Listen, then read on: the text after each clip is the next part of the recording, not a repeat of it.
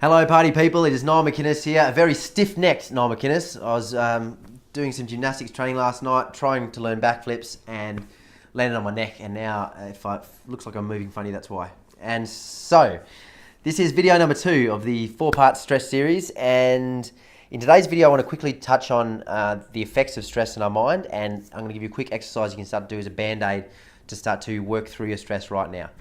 So, very quickly, physiologically, as far as the physical body goes, stress is, the main problem with stress is that it releases the cortisol, which is the stress hormone, affects our metabolism, releases sugar into our system, which then gets stored as fat, so we normally put on weight gain. It's very toxic to our system, to our organs, all sorts of things. That you can research somewhere else. I want to talk about what happens to your mind, because when we're stressed, we get in the fight or flight response, okay? Now, the fight or flight response is a place where we're trying to run or hide or fight, obviously. So when we're looking at the future, our mind tends to go to the negatives. It looks at all the negative things that might happen. And as it's doing this, so your brain's saying, don't go near that. It's like a danger, don't go near it. Now, the thing with our thoughts is that they're not real. Your thoughts about the future are not real. The future isn't even real. It is yet to happen. It doesn't exist yet. The past is not even real. The past is gone. It doesn't exist either. There's just this second. The only reason we know about the past is because we've got memories, we've got books, we've got videos that show us the past, but it's gone. It's actually gone. So there's this second right now. So you can waste this second, the only second there is in all time, waste it worrying about the future, or you can do two things, all right? You can prepare for the worst, but expect the best. Right, so the exercise is this. Write down what your stresses are. There will normally be more than one, okay? If you're feeling stressed in life right now, it's not because there's one, there's maybe 2, 3, 4 stresses. Get a bit of paper, do this very quickly, write them out, what they are.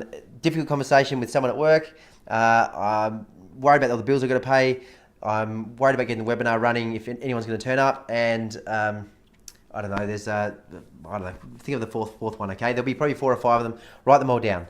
Next, I want you to go through them and find which one is the actual one stressing you. Because you'll go for the first one, you'll be like, it's not really that. No, that doesn't really bother me. And then you're like, yeah, okay, you'll find the one. You go, yeah, that's the thing that's stressing you. You'll feel it in your body, the one that's actually stressing you. Next to that, I want you to draw. Don't write it down because it's quicker to draw. And if it's quicker, you guys will do it. If it's not quick, you guys will not do this exercise. Get a box, draw in the box what your thoughts are. What are you seeing in the future when you think about this? Now, if you're stressing, it's obviously a negative picture, okay? So you're seeing something negative happening in the future.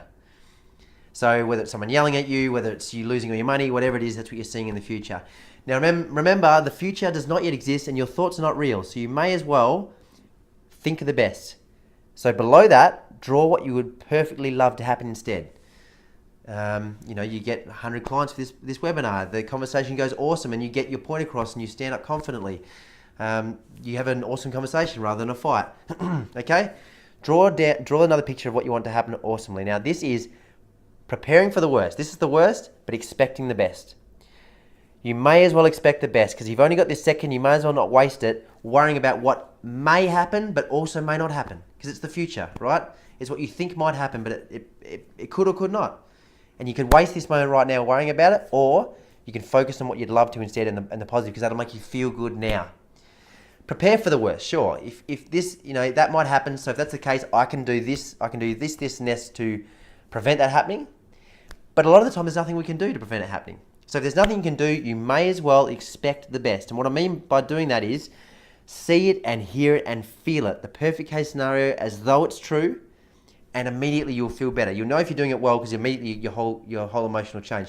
If there's still a little bit of stress there, then it's still in the back of the mind. You're going, yeah, but the other one's going to happen. You don't know it's going to happen. You don't know it's going to happen, so you may as well focus on the positive, right? And even if it does happen, you may as well still focus on the positive. Worrying about it now is only making you stress and it doesn't serve you right now, okay? So that's the end of my rant. Do that exercise. If you're stressed, that's like a band-aid for today. Tomorrow, I'm going to take you through how to start to align yourself with your values and your vision so that you know yourself better so your overall stress and anxiety levels start to drop down. Thank you for watching, guys. Please comment below and let me know, are these videos hitting the mark? Are they actually serving you? Are you doing the exercises? Are they working? And if you want to go deeper into learning how to control your thoughts and ultimately how to control your stress and anxiety levels, then give me a yell on Facebook. Speak soon, guys. Bye.